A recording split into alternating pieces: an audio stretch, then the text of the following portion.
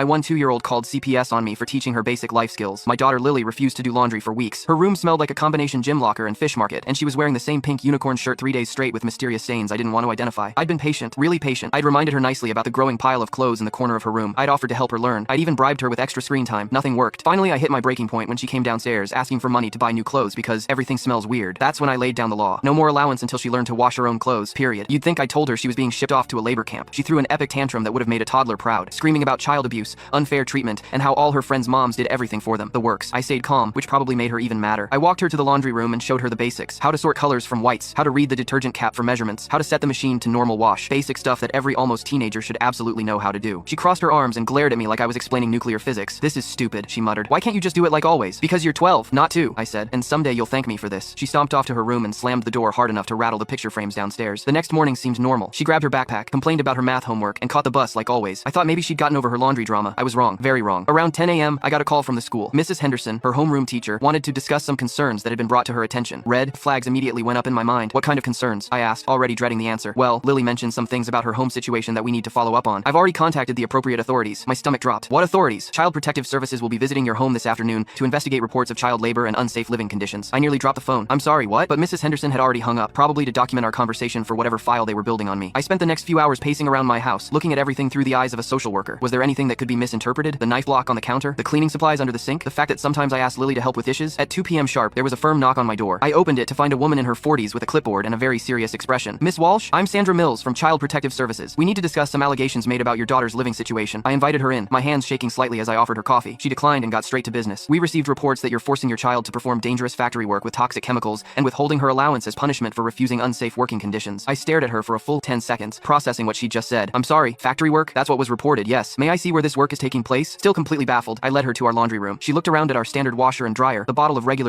Click the link in my profile to watch the exciting follow-up.